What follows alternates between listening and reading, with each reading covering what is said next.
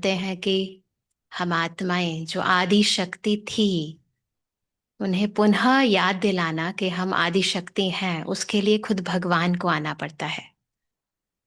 तो जब आदिकाल में यानी सतयुग में हम आत्माएं आई, तो उस समय सर्व शक्तियों से सर्व गुणों से संपन्न थी। और उसी का ही स्वरूप हम देवी देवताओं का देखते हैं, उन्हें पूजा अर्चना करते हैं, उनकी यादगारें मनाते हैं, व्रत रखते हैं, उपवास रखते हैं। अनेक तरह के हम पूजा पाठ भी करते हैं और साथ साथ कई कथाएं भी करते हैं। और वंडरफुल बात यह है कि इन्हें बनाया भी हमने, यानी इनका जो स्थूल रूप है भक्ति मार्ग का, वो भी हमने ही बनाया।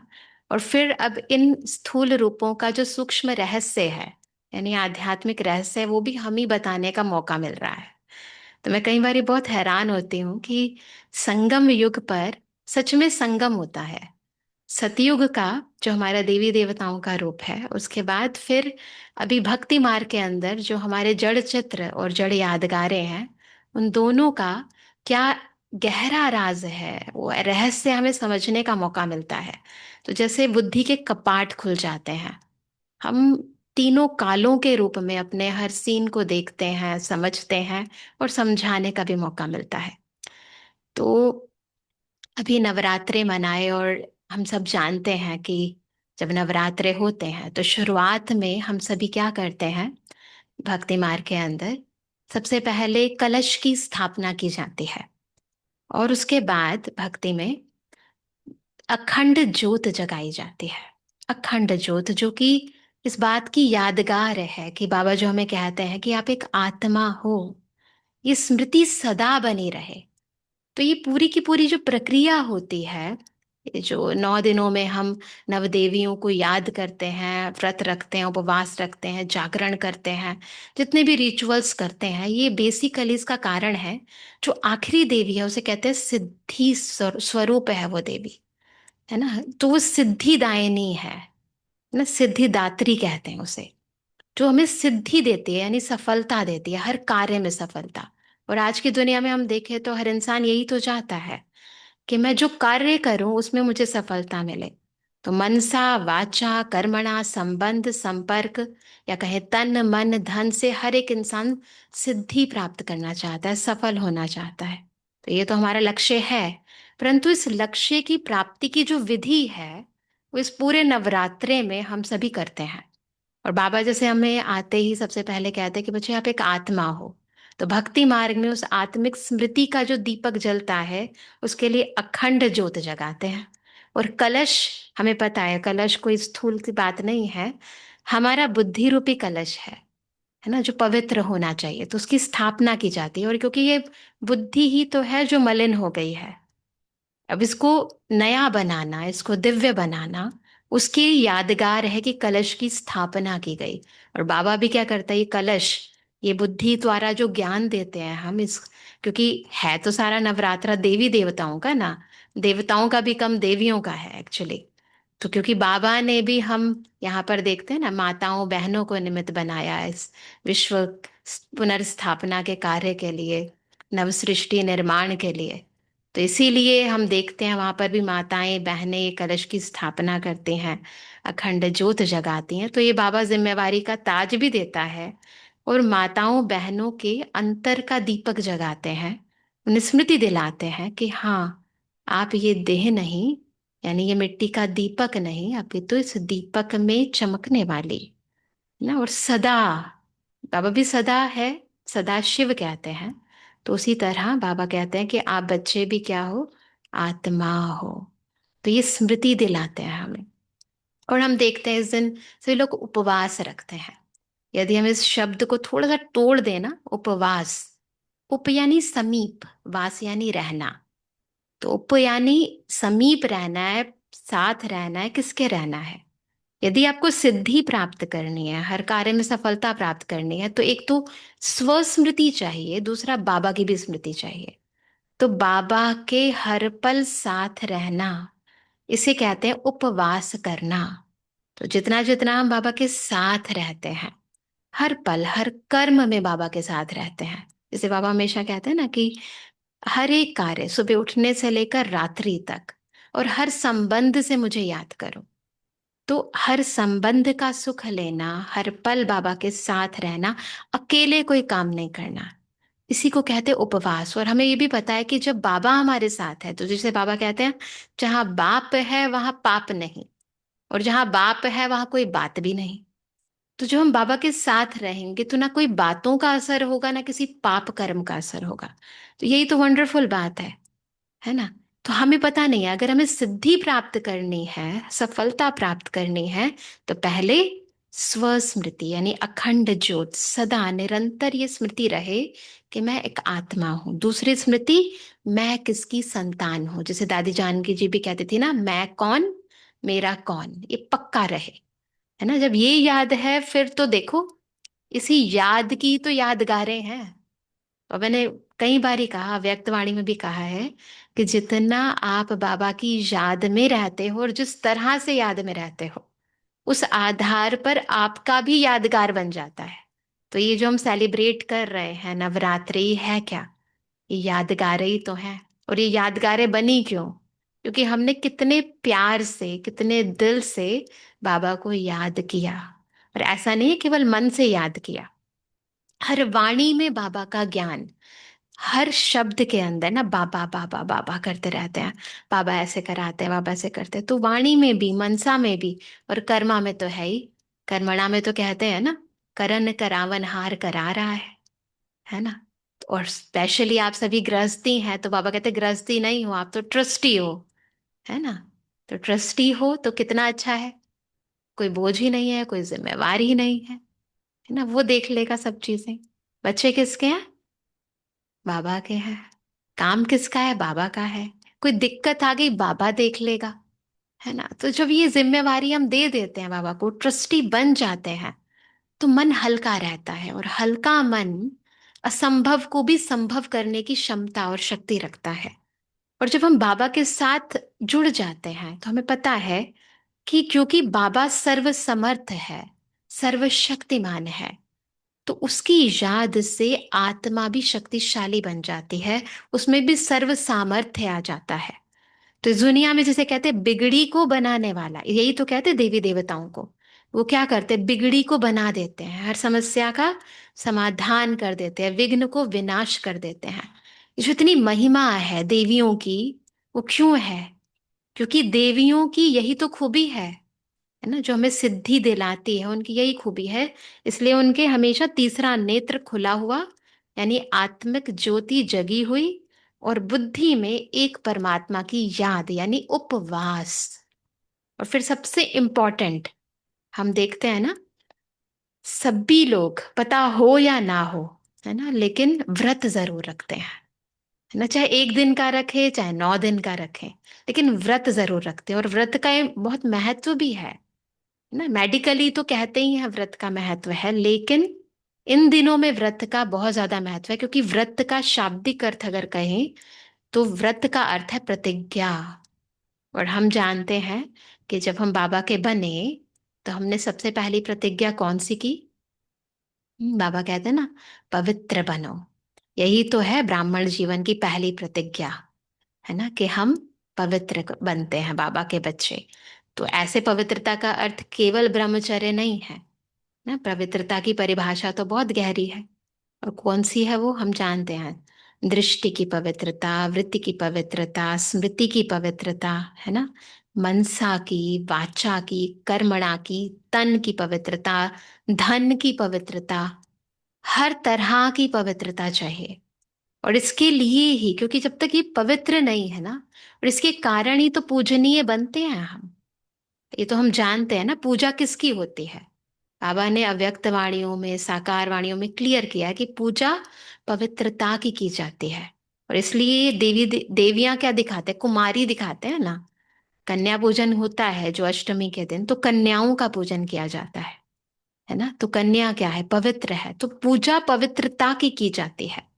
तो ये तो हमें पता है। तो पवित्रता भी, सूक्ष्म पवित्रता बहुत जरूरी है। और आजकल हम देखते हैं अन्न की पवित्रता बहुत जरूरी है, ब्रह्मचर्य तो रखते हैं, संघ की पवित्रता कितनी ज्यादा जरूरी है। है ना। अब हम अन्न की देखते हैं आज की दुनिया में, आजकल तो लोग क्या करते हैं, व्रत रखते हैं ना, तो मार्केट से भी सामान ले लेते हैं और फिर वो खा लेते हैं। तो सोचते हैं क्या हुआ, वही खाया है ना हमने, सिंघाड़े की रोट, वो आटा का, वो कुट्टू का आटा, उसी का तो सामान खाया है, फल फ्रूट ही तो खाया। लेकिन है ना, बाबा के बच्चे भी आजकल थोड़े फ्लेक्सिबल हो जाते हैं, लेकिन ये समझने की बात है कि जब हम मार्केट से सामान लेते हैं ना, तो सबसे बड़ी दिक्कत क्या होती है कि बाहर वाले जो चीज बेचते हैं ना, वो बिजनेस माइंडेड होते हैं।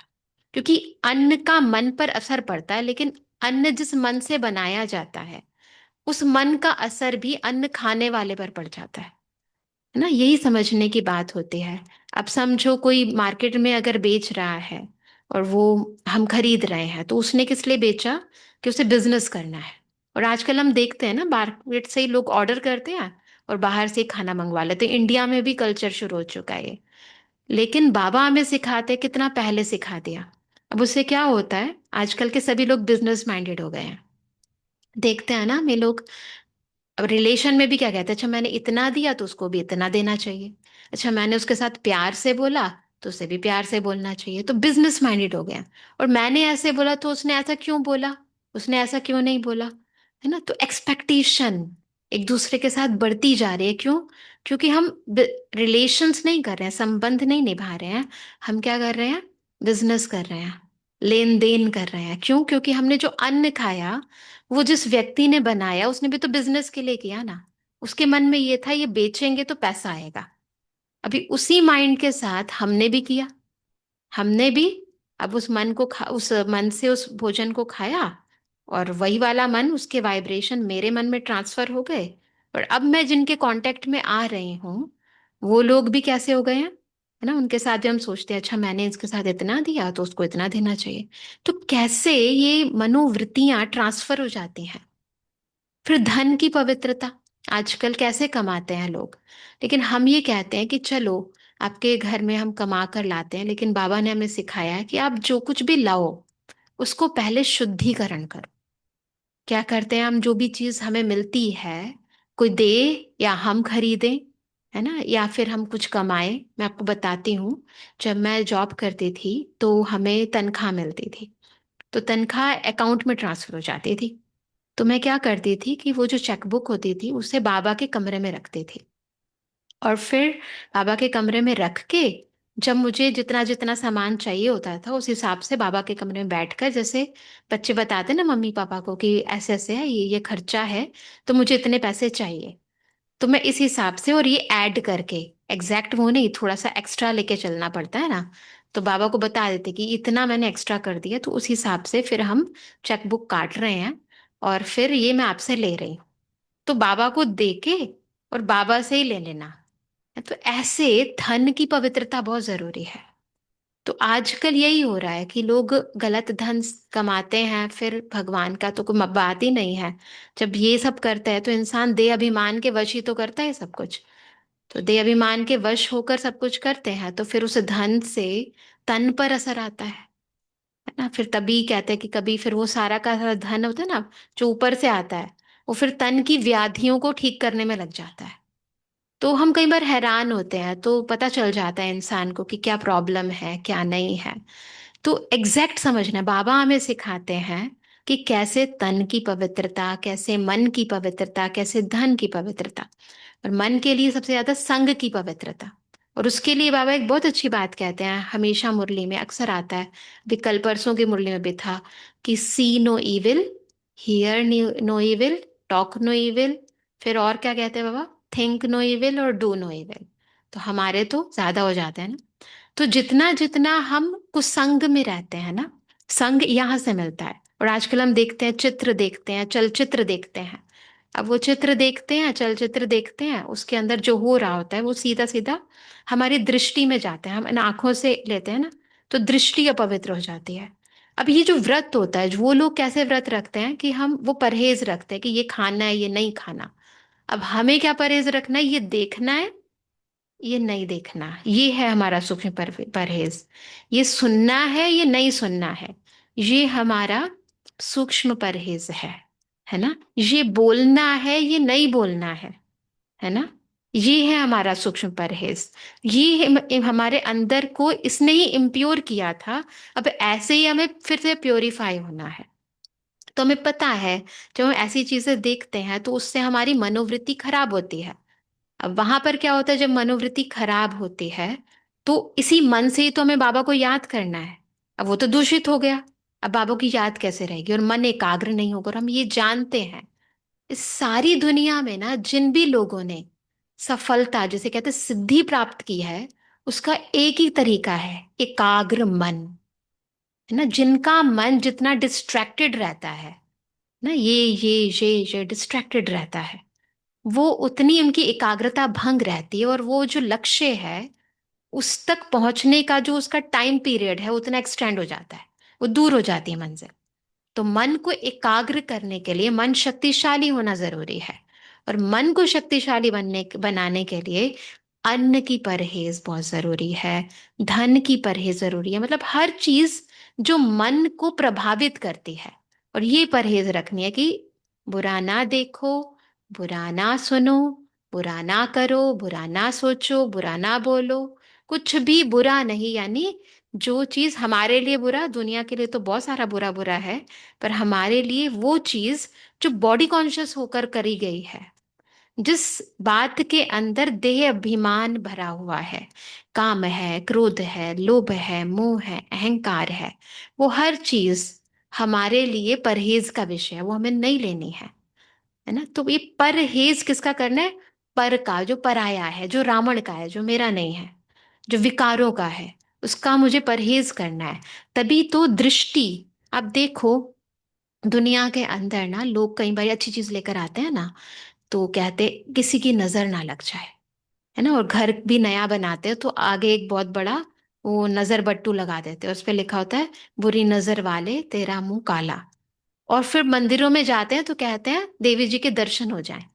उनका एक बारी दर्शन हो जाए और वो उनकी नजर एक बारी मुझ पर पड़े, तो बस हमारा तो जीवन ही तर जाएगा, मेरी तो मनोकामना पूरी हो जाएगी। तो एक ऐसे भी हैं जिनकी नजर ना पड़े, और एक है जिसकी नजर पड़े। तो हम तो वो देवियां बनने वाले हैं ना जिनकी दृष्टि सृष्टि बदल दे सामने वाले की। तो आप सोचो, हमें दृश्यों का कितना ज्यादा, ऐसी दृष्टि बनाने के लिए हमें कितना परहेज, ये व्रत रखना कितना जरूरी है कि हम ये देखें, ये ना देखें, इससे मेरी दृष्टि अपवित्र होती है ना। ये दृश्य देखने से दृष्टि पवित्र हो जाती, अपवित्र हो जाती है। और उसी तरह बाबा कहते हैं ना, क्या देखो, तुम्हारी एक आंख में मुक्ति और एक आंख में जीवन मुक्ति होनी चाहिए। अब आपको पता है दो आंखें हैं ना, तो एक आंख में मुक्ति होनी चाहिए, दूसरी आंख में जीवन मुक्ति। तो एक नजर हो कि मुझे परम धाम जाना है, तो उसी की सीनरियां, उसी से संबंधित बातें हमारे मन बुद्धि में होनी चाहिए। और दूसरी तरफ मुझे सतयुग में जाना है, तो उससे संबंधित बातें होनी चाहिए। इसलिए बाबा ने ये बहुत गहरी परहेज बताई है। दुनिया के अंदर जो सबके अंदर मनोविकारी ये जो वृत्तियां आ गई हैं, हम जानते हैं ये कारण यही है। और माया का अटैक इस समय इसी दो रूप से आ रहा है, इससे और इससे बहुत ज्यादा आ रहा है। और उसका प्रभाव फिर वाचा पर पड़ रहा है, और उसी का प्रभाव हमारे कर्मों पर पड़ रहा है, हमारे व्यवहार पर पड़ रहा है, हमारे संबंधों पर पड़ रहा है। हर चीज कलुषित कलुषित होती जा रही है, अपवित्रता इतनी स्पीड से फैल रही है। तो अभी हम कल परसों ही बात कर रहे थे, एक टीवी पर इंटरव्यू दे रहे थे ना कुछ समय पहले, मैं गई थी नोएडा। तो हमने यही बात करी, मैंने कहा देखो वो दुनिया के अंदर जो पॉल्यूशन हो रहा था और दुनिया में जो वॉर हो रही थी उसके बारे में बात कर रहे थे, वहां कैसे शांति स्थापित हो। तो मैंने कहा सबसे ज्यादा जो सोचने का विषय है ना, वो ये है कि दुनिया में माइंड पॉल्यूशन बहुत ज्यादा फैल गया है। अब आप सोचो, हमारे जिंदगी में जब कोई विपत्ति आती है तो व्यक्ति साथ ना दे चलेगा, लेकिन आप अपना ही साथ ना दो ये नहीं चलेगा। और हमारे साथ कौन है? हमारा मन, हमारी बुद्धि, है ना। अगर आपका मन, आपकी बुद्धि आपके साथ नहीं है, तो फिर किसी का भी साथ मिले या ना मिले उसका कोई फर्क नहीं पड़ता। आपको पहले कितना दैहिक ज्ञान था, क्या करना चाहिए क्या नहीं करना चाहिए, वो अलग बात है। लेकिन अगर आपका माइंड एकाग्री नहीं है, मेंटल इम्बैलेंस हो गया है, देखो ना साइकोसोमेटिक डिजीजेस बढ़ गए हैं। लोग का मन इतना कमजोर हो चुका है, थोड़ा सा कुछ होता है रोने लग जाते हैं, दुखी हो जाते हैं। पूछो क्या कारण है, छोटी सी बात होती है, तो ये क्या है? सारी दुनिया के अंदर जो सच्ची वाला परहेज रखना चाहिए वो कोई नहीं रख रहा। तो हमें बाबा ने इतना गहरा पवित्रता का राज बताया है कि वास्तविकता में आपको कैसे प्योर बनना है। और वो भी कौन सी दुनिया में जहाँ सारी दुनिया इम्प्योर है ना। हम केवल ब्रह्मचर्य तक सीमित नहीं है। बाबा कहते हैं ना, ब्रह्मचर्य नहीं, तुम्हें तो ब्रह्माचारी बनना है। तो ब्रह्मा बाबा ने कितना जबरदस्त परहेज रखा ना, सारी दुनिया से तोड़ निभाई, तोड़ तोड़ निभाई भी, फिर तोड़ दी भी, और एक के साथ जोड़ दी भी। बाबा कई बार कहते हैं दो तीन काम करने हैं आपको, है ना। उस वहां से तोड़ना है, इधर मोड़ना है, और ऊपर जोड़ना है। तो तोड़ना है, मोड़ना है, और जोड़ना है। बस यही योग है, यही करना है। तो देखो कितने वंडरफुल बाबा का ये सिस्टम है, जो हमें एक बहुत ही सूक्ष्म तरीके से कैसे व्रत रखना है और कैसे उपवास रखना है, यही योग है, ये सिखाते हैं। और इससे आत्मा में बल आता है, आत्मा एकाग्र हो जाती है, और एकाग्रचित मन से वो जो सोचती है वो होने लगता है, जो बोलती है वो वरदानी बोल होने लगता है, जो करती है उसमें सिद्धि मिलने लगती है ना। तो आत्मा पूर्ण रीति सिद्धि स्वरूप बन जाती है, और दूसरों के भी कार्य, जो भी कहते हैं ना बिगड़ी को बनाने वाला, तो दूसरों की भी बिगड़ी बनाने वाली बन जाती है। और क्या करते हैं हम, बहुत सारे भक्त लोग पता है आपको, नवरात्र पर जागरण करते हैं।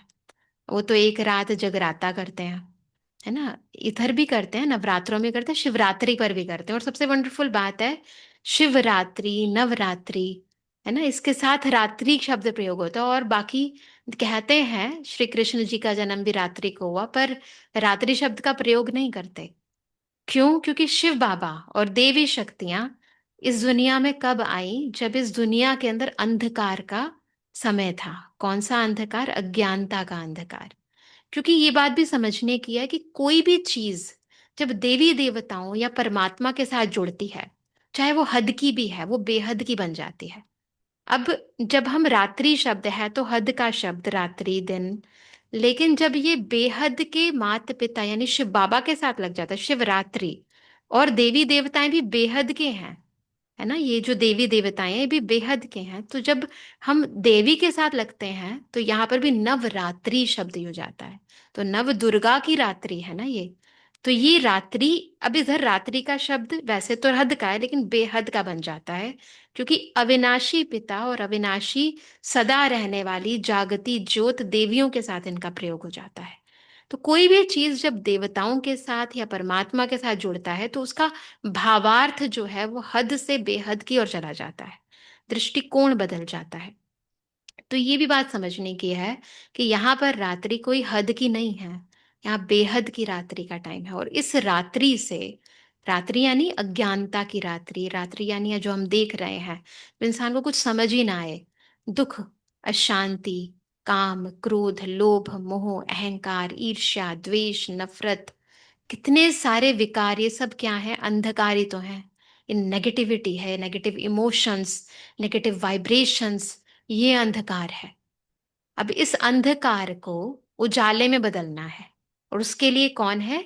शिव बाबा और उनके हम बच्चे, जिनको बाबा ने निमित्त बनाया, जिनके सिर पे कलश रखा, वो देवियां, है ना, जिनकी बुद्धि को बाबा ने अपने ज्ञान से दिव्य बनाया ना। तभी तो वो तीसरा नेत्र दिखाते हैं ना, आप देखना सारी देवियों के थर्ड आई खुली हुई है ना। तो बुद्धि रूपी नेत्र उनका खुला हुआ है, तो वो बुद्धि में ज्ञान धारण हो जाता है, थर्ड आई ओपन हो जाती है ना। तो फिर वो दिखाते हैं कि देवियों के हाथ में, बहुत सारी देवियां जो है ना, उनके हाथ में दिखाएंगे कलश दिखाते हैं ना, ताकि वो कलश दिखाते, कमंडल भी दिखाते, जैसे माँ ब्रह्मचारिणी के हाथ में कमंडल दिखाते हैं। वो है क्या? कि ज्ञान धारण करके दूसरों को वितरित किया।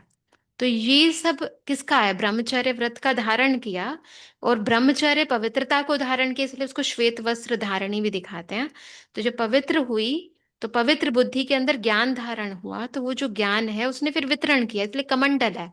कमंडल में जल भी डाला जाता है, उसको पिलाया जाता है, सब में बांटा जाता है, छिड़का भी जाता है, सबको दिया जाता है, ताकि सब चीजें पवित्र हो जाएं।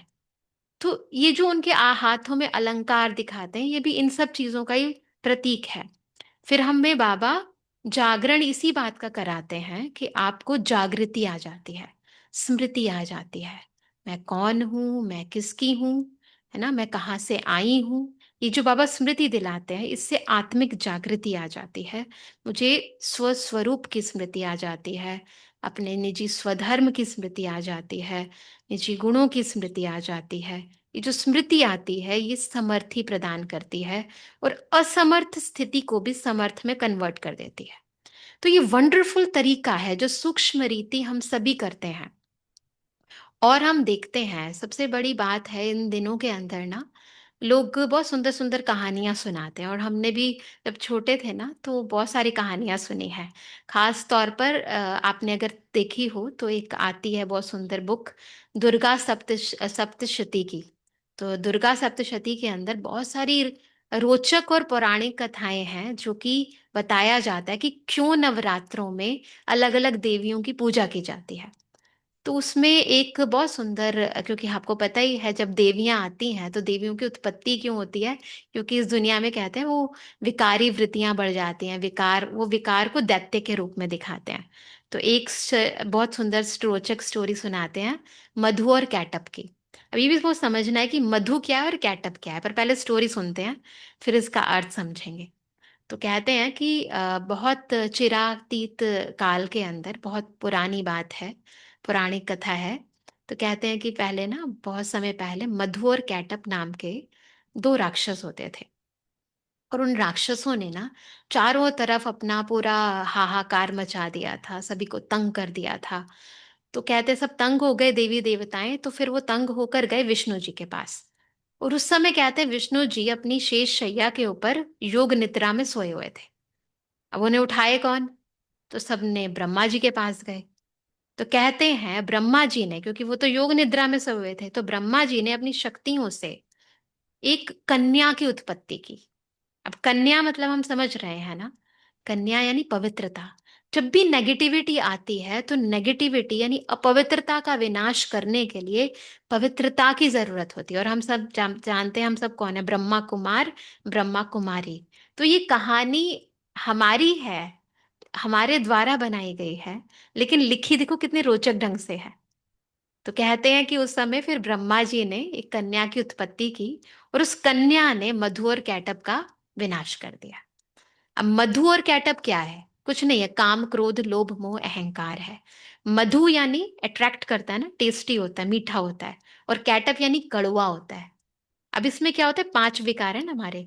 जो काम है वो अट्रैक्ट करता है, मधु है। जो क्रोध है वो रिपल्शन करता है, वो कैटअप है ना।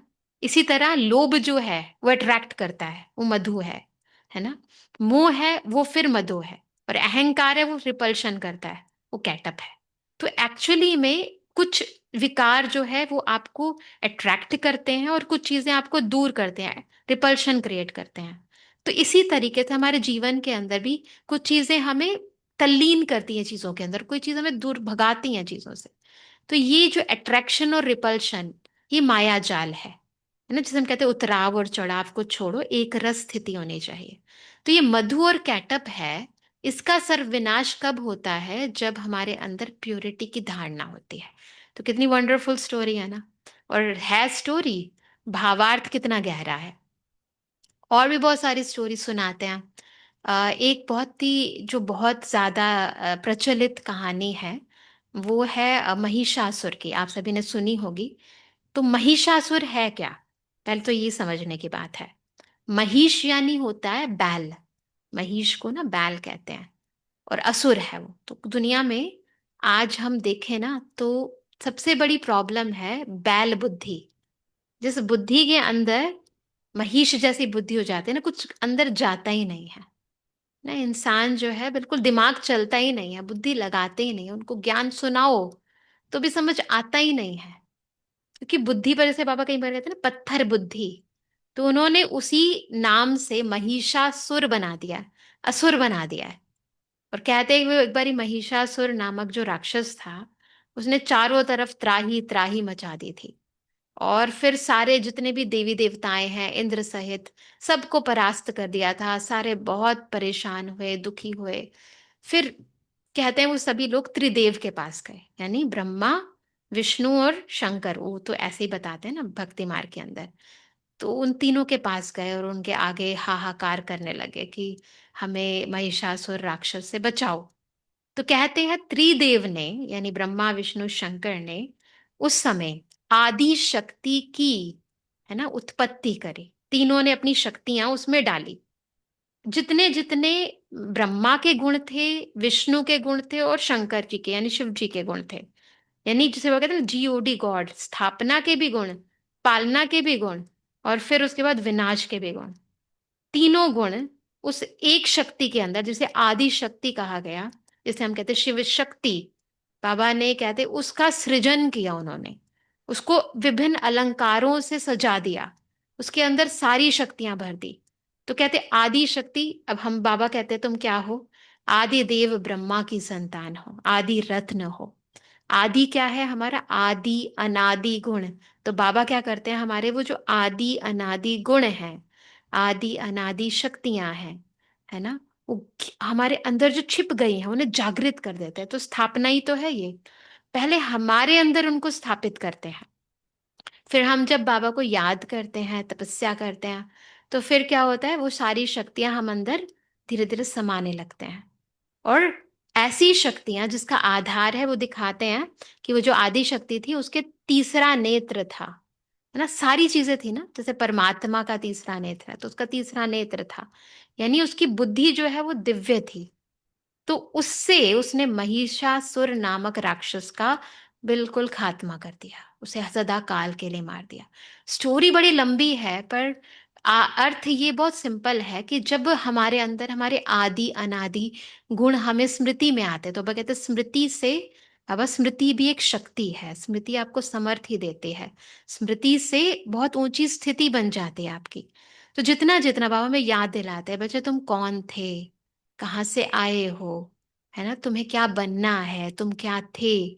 तो ये स्मृति जितनी जितनी आत्मा की इमर्ज होती रहती है, रोज बाबा स्वमानों की स्मृति दिलाते हैं, वरदानों की स्मृति दिलाते हैं, तो जितनी इतनी ये स्मृति पक्की होती जाती है, हम स्मृति का स्वरूप बनते जाते हैं।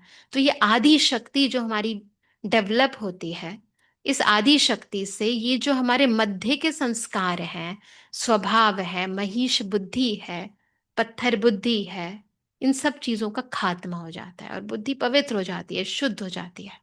देखो कितना वंडरफुल राज है, लेकिन भक्ति मार्ग में राक्षस के रूप में दिखा दिया, है ना। अगर हम चीजों को समझ जाएं तो सारी स्टोरी हमारी ही है, क्योंकि बाबा ने कहा ना कि संगम पर आप सब समझ जाते हो कि आदि मध्य अंत में तुमने क्या किया, है ना, और बनाया हमने ही है, अब हम दोबारा चेंज कर रहे हैं।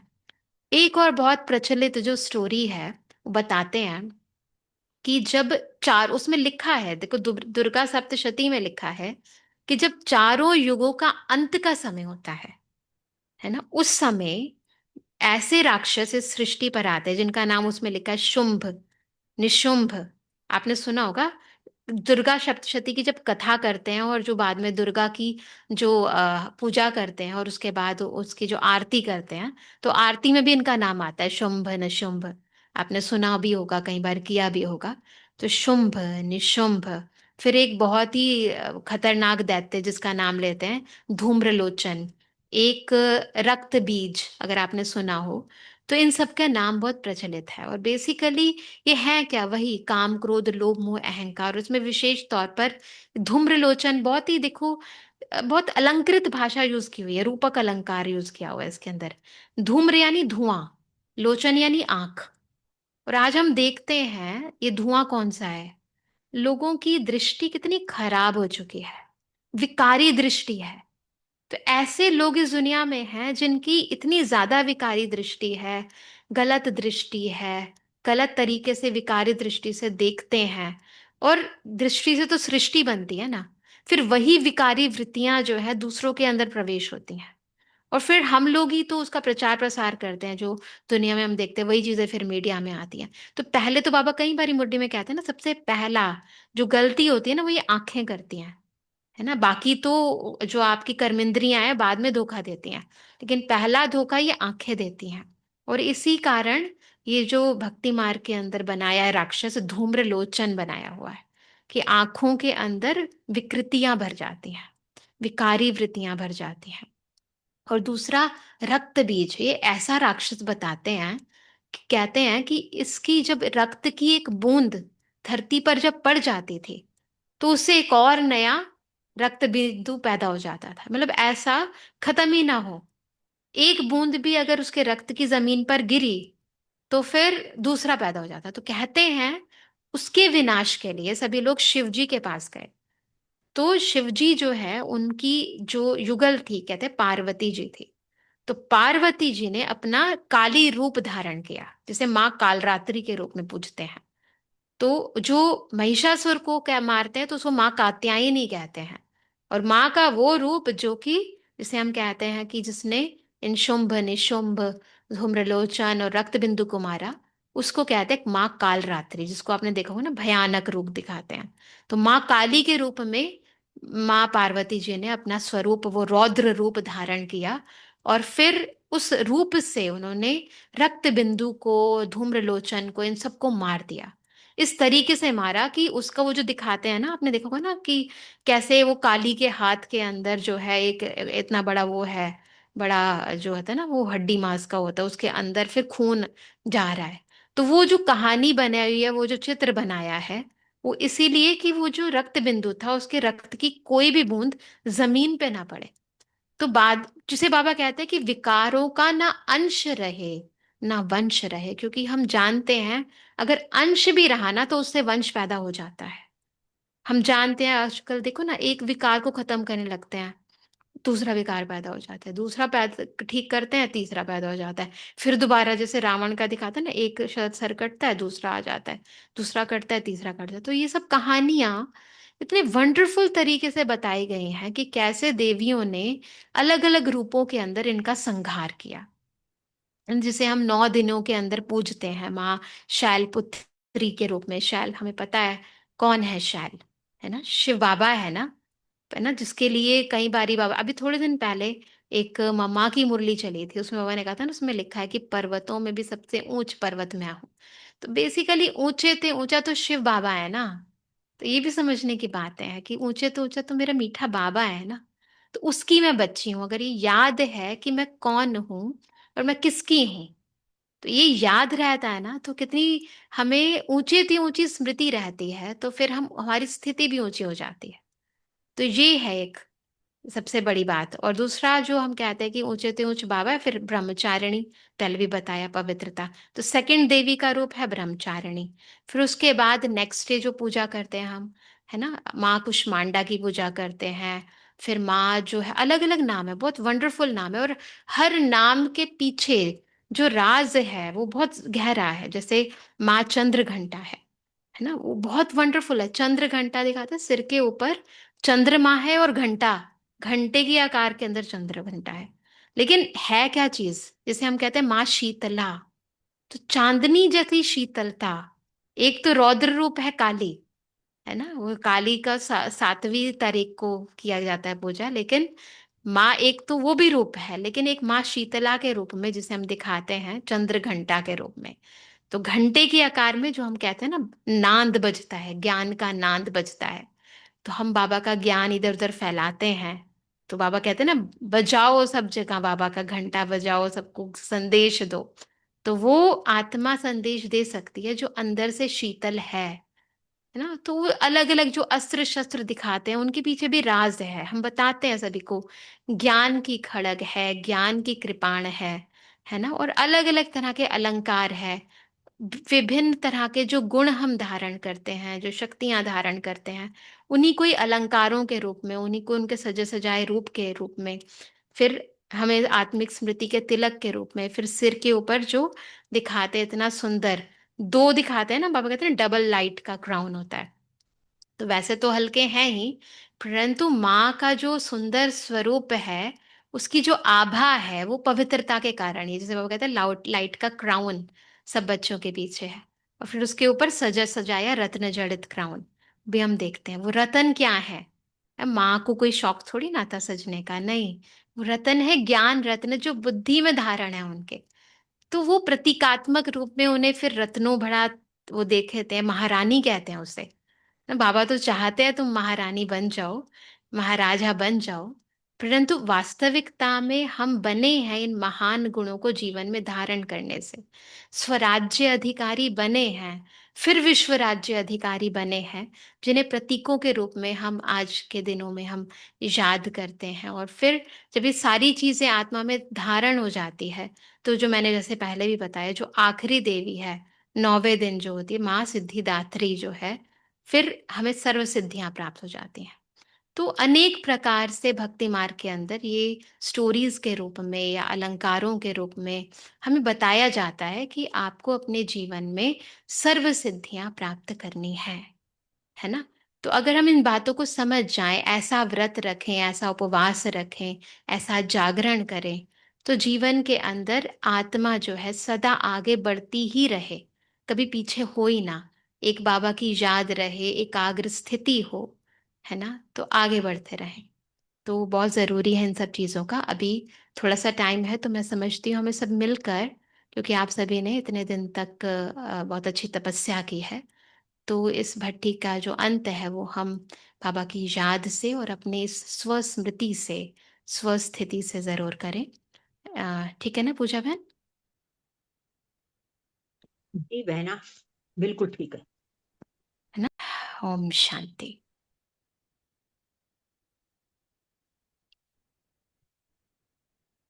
मन को शांत,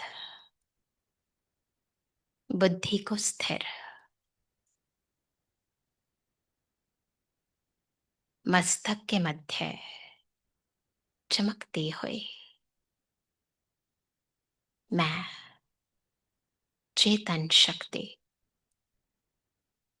शिव शक्ति हूं। महसूस करें भ्रुकुटी के मध्य चमकते हुए सितारे को, अखंड ज्योत को, अमर ज्योत को।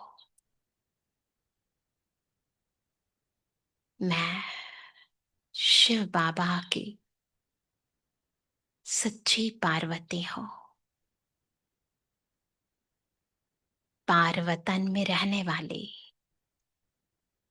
परे ते परे, स्वीट साइलेंस होम के निवासी,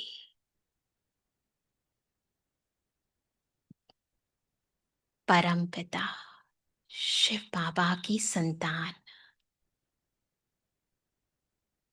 स्मृति में लाए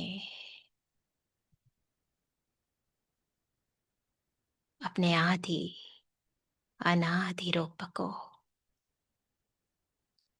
मैं आदि शक्ति हूं। इमर्ज करें अपने आदि संस्कारों को, अपने आदि स्वभाव को अंतर में समाहित ईश्वरीय शक्तियों को, ईश्वरीय ज्ञान को महसूस करते जाएं। ये आभा मुझ आत्मा से जहां और बिखर रही है, बिल्कुल ऊपर पवित्रता का सागर शिव बाबा मेरे भीतर सर्व शक्तियां भरते जा रहे हैं। अंतर की अपवित्रता भस्म हो रही है और पवित्र रश्मियां चारों ओर दृष्टि को, वृत्ति को, स्मृति को, हर कृति को, कर्मेंद्रिय को पावन बना रही है। पवित्रता की आभा विकारों के अंधकार को खत्म करती जा रही है। महसूस करें मेरा आंतरिक जागरण, अंतर का प्रकाश बाह्य सृष्टि को, वातावरण में व्याप्त नकारात्मक वृत्तियों को समूल नाश कर रहा है।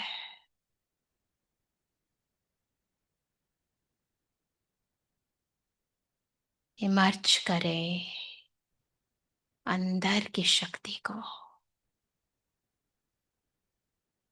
ये शक्तिशाली रूप माया के हर स्वरूप का सदाकाल के लिए हनन कर रहा है। इमर्ज रखें और इसी स्वरूप में रहकर हर कर्म को ईश्वरीय, दिव्य, श्रेष्ठ, पवित्र बना दें। ओम शांति।